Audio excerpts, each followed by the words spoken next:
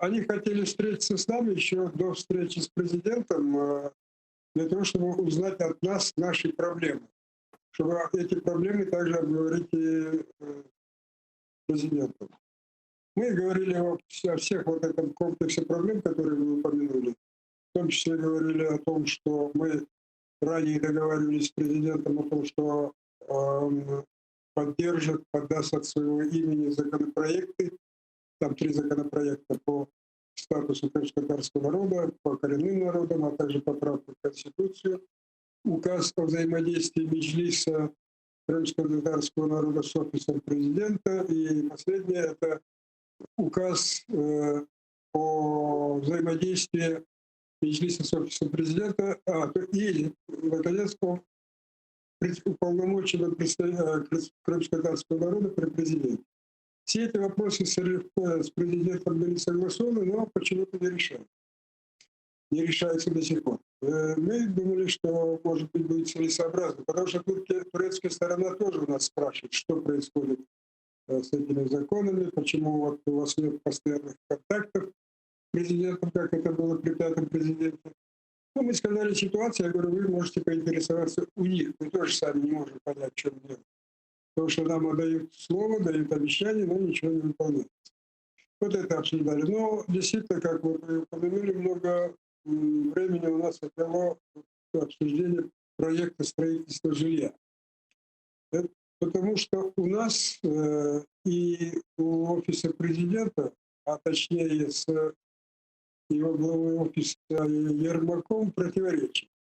Они настаивают на том, чтобы вот это жилье преимущественно строилось в Херсонской и Николаевской области, а мы говорим, там практически нет крымских татар. А если есть, это оставшиеся, это не вынужденные переселенцы после оккупации, а еще советских времен. Они как-то обжились, жильем проблема не так острая, как у уже покинувших, вынужденных покинуть свою родину Крым после оккупации.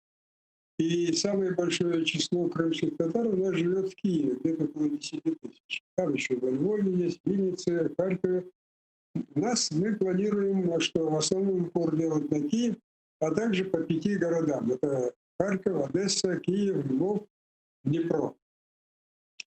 Вот по этому вопросу мы не можем найти общего языка, хотя турецкая сторона наши предложения считает наиболее разумными, наиболее правильными, более отражающими интересы вынужденно переселенных наших соотечественников.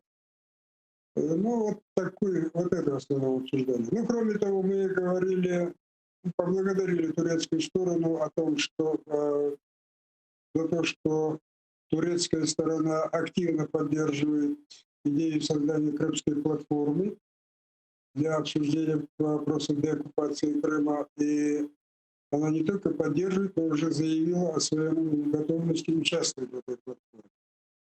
Мы, в свою очередь, просили турецкую сторону о том, чтобы Эрдоган использовал свое влияние для того, чтобы привлечь в эту крымскую платформу и те неприсоединившиеся страны, страны исламского мира.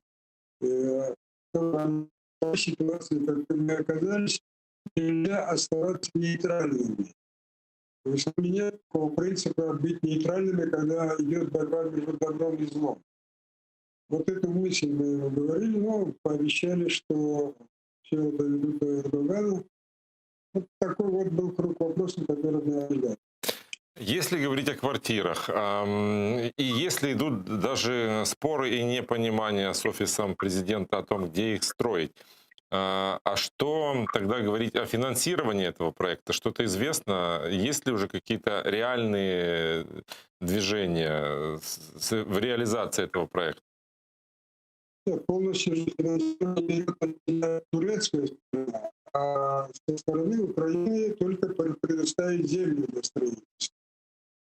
Поэтому тут проблем с финансированием не будет.